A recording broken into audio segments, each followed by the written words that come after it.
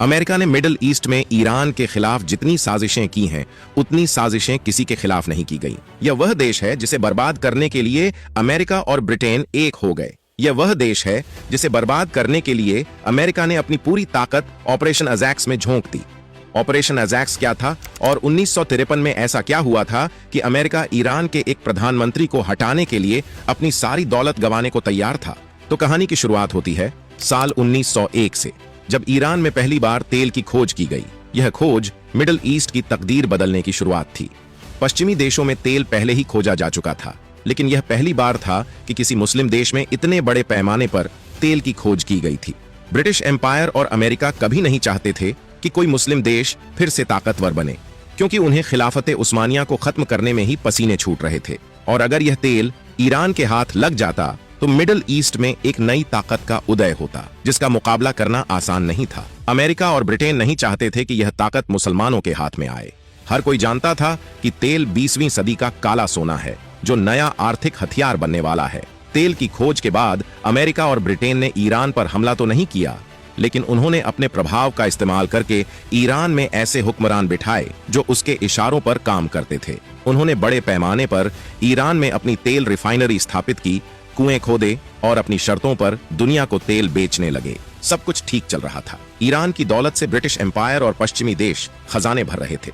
लेकिन तभी 1952 में एक ऐसा हादसा हुआ जिसने ईरान के इतिहास को बदल कर रख दिया, और वह हादसा था ईरान का सत्ता परिवर्तन। 1952 से पहले तक ईरान की सत्ता रजा शाह पहलवी जैसे हुक्मरानों के हाथों में थी, जो अमेरिका और ब्रिटेन के इशारों पर काम करते थे। लेकिन 1952 में पहली बार रजा शाह को चुनौती मिली, जब मोहम्मद मोसद्देक ईरान के प्रधानमंत्री बन गए। मोहम्मद मोसद्देक के हाथ में सत्ता आते ही बड़े पैमाने पर क्रांतिकारी काम करने शुरू किए। उन्होंने देश की पेट्रोलियम इंडस्ट्री को अपने कब्जे में लेने की योजना बनाई और ईरान की पहली नेशनल इरानियन ऑयल कंपनी की स्थापना की। तेल कंपनियों का राष्ट्रीयकरण एक तरह से अमेरिका और ब्रिटेन के वर्चस्व पर सबसे बड़ी चोट थी। कहां अमेरिका ने सोचा था कि वह सालों तक ईरान से तेल निकालेगा और दुनिया में बेचता रहेगा, लेकिन यहां तो मोसद्देक ने उनकी कहानी ही खराब कर दी थी। उन्होंने ब्रिटेन की एंग्लो इरानियन ऑयल कंपनी को ईरान से निकाल फेंका था।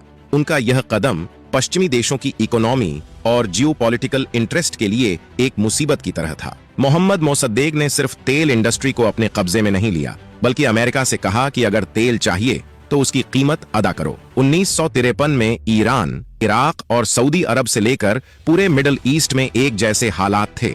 यह देश तो मुसलमानों के थे, लेकिन उनकी सत्ता और उनकी दौलत पर कब्जा अमेरिका और ब्रिटेन का था। मुस्लिम देश को यह हक भी नहीं हासिल था कि वह अपने देश में निकाले गए तेल का रेट तय कर सके।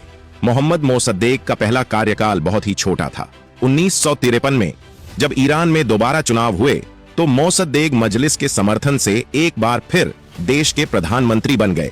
उन्होंने फैसला किया कि ईरान में सिर्फ ईरानियों का राज चलेगा। कोई अमेरिका और ब्रिटेन इस धरती के नियमों और कानून तय नहीं कर सकेंगे। ईरान की मिट्टी से लेकर उसके सोने के खजानों पर यहाँ के लोगों का हक है। मोसद्देक ने आदेश दिया कि आज तक ब्रिटिश ऑयल कंपनी ने जितना तेल बेचा है और जितना पैसा कमाया है, सबकी डिटेल निकाली जाए। उनके इस आदेश ने ब्रिटेन का एम्पायर हिला दिया, क्योंकि ब्रिटेन से लेकर अमेरिका सब चोरी करके बगैर कीमत अदा किए ईरान का तेल पूरी दुनिया में बेच रहे थे, और ब्रिटेन यह पाप पिछले 50 सालों से कर रहा था। अमेरिका और ब्रिटेन ईरान में मोहम्मद मोसद्देक के बढ़ते प्रभाव को महसूस कर रहे थे, और उन्हें अंदाजा था कि अगर मोहम्मद मोसद्देक को ईरान की सत्ता से नहीं हटाया गया तो ईरान को सुपर पावर बनने से कोई रोक नहीं पाएगा।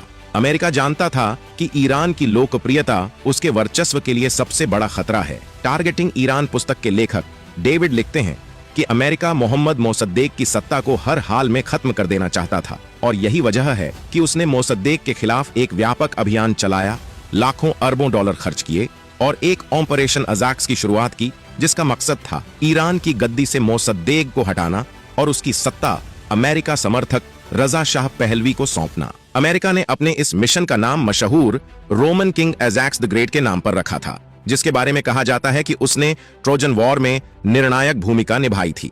यह इतिहास में पहली बार था कि अमेरिकी खुफिया एजेंसी CIA और ब्रिटेन की खुफिया एजेंसी MI6 मिलकर एक मुस्लिम देश की सरकार को गिराने की कोशिश कर रही थी।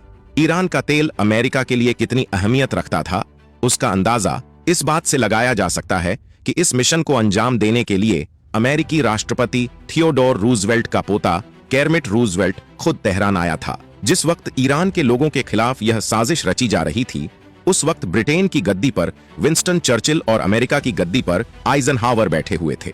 The dangerous classes and the 1953 coup in Iran पुस्तक के लेखक ऑलमोस्ट लिखते हैं कि अमेरिका ने इसके लिए ईरान में खूंखार गुंडे हायर किए थे, जिनका मकसद पूरे देश में शाह के समर्थन में माहौल बनाना था। CIA इन गुंडों को बस और ट्रक के जरिए तेहरान लाया, जिन्होंने वहां की सड़कों पर कब्जा कर लिया। इन दंगों में 200 से 300 लोग मारे गए, जिसके बाद शाह की सैन्य अदालत ने मोसद्देक को गिरफ्तार कर लिया और उन पर मुकदमा चलाया गया। आखिरकार 21 नवंबर 1953 को उन्हें 3 साल की सजा दे दी गई।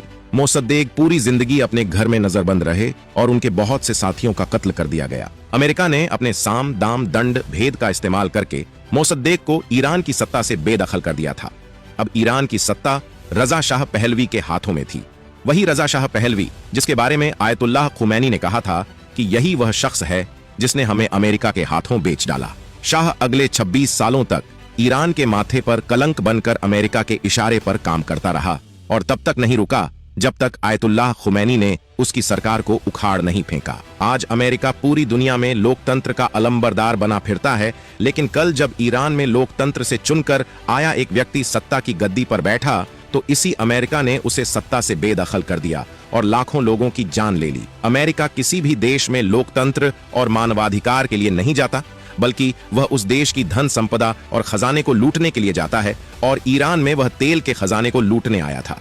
यही वह हादसा था जिसने अमेरिका और ईरान की उस दुश्मनी की बुनियाद रखी जिसे आज तक कोई खत्म नहीं कर पाया। और जब तक यह दुनिया कायम है, ईरान अमेरिकी साम्राज्य के लिए खतरा बना रहेगा।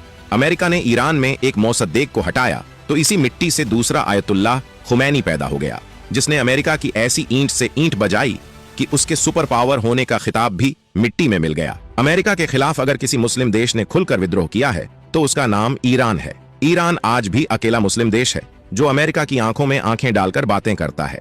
जालिम ताकतों के खिलाफ लड़ने की जो हिम्मत ईरान में है, वह किसी और मुस्लिम देश में नहीं।